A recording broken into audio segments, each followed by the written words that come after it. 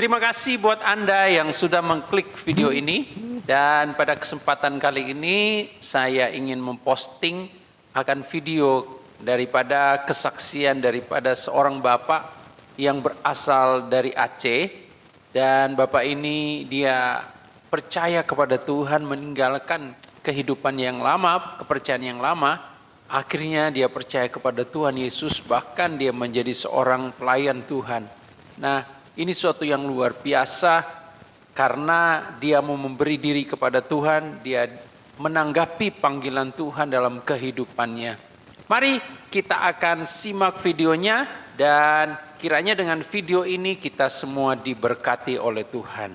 Saya bertanya dengan Tuhan begini, ya Allah ya Rabbi, kenapa kau jumpakan aku dengan teman ini? Aku suka dia karena dia baik. Aku senang dia karena dia ramah. Tapi aku tidak suka agamanya, agama Kristen. Orang Kristen itu orang kafir.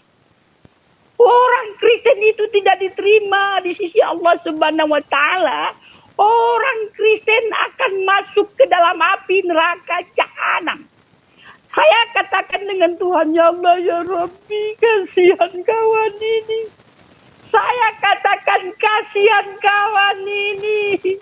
Karena dia akan masuk ke dalam api neraka jahanam. Dan saya menangis, kasihan kawan ini. Saya katakan kasihan kawan ini. Yang sebenarnya kawan inilah yang kasihan kepada saya. Banyak dosa yang saya lakukan. Saya sholat, saya mengaji, saya baca Al-Quran, saya sholat, dan saya puasa. Tapi banyak dosa yang saya lakukan.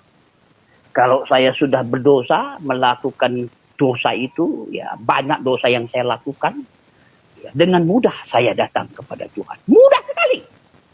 Gampang sekali saya datang kepada Tuhan. Padahal saya sudah berdosa. Saya dengan mudah, saya cuci tangan, ya saya ambil wudhu, saya sholat Allah. Dengan mudah saya datang kepada Tuhan, sholat aja.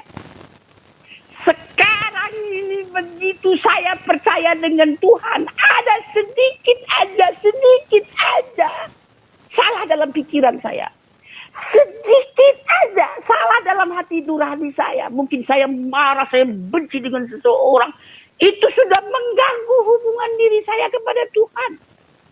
Jadi saya harus jelaskan, Tuhan itu tidak lihat lahiriah bersih kita di luar ini. Tuhan itu mau bersihkan pikiran kita, hati nurani kita. Dia mau cuci hati pikiran dan hidup kita ini, dalam kita ini. Dan saya berdoa dengan Tuhan.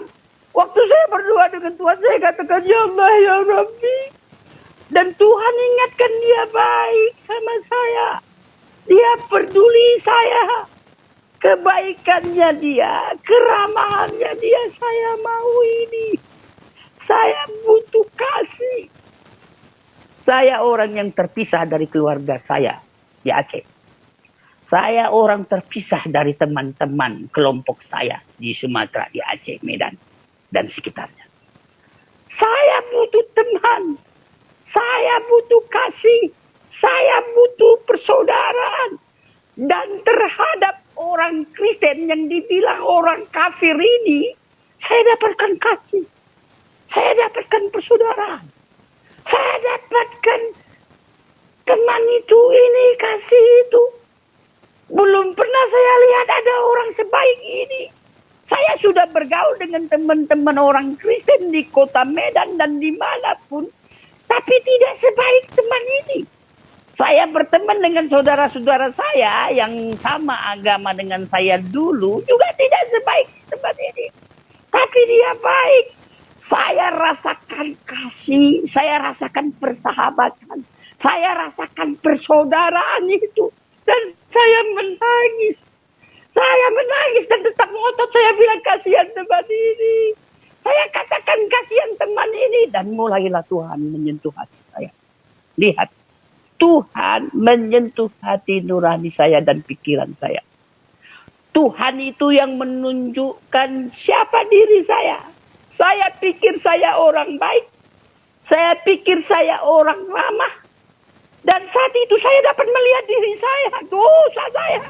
Saya manusia yang berdosa. Dan condong jatuh dalam dosa.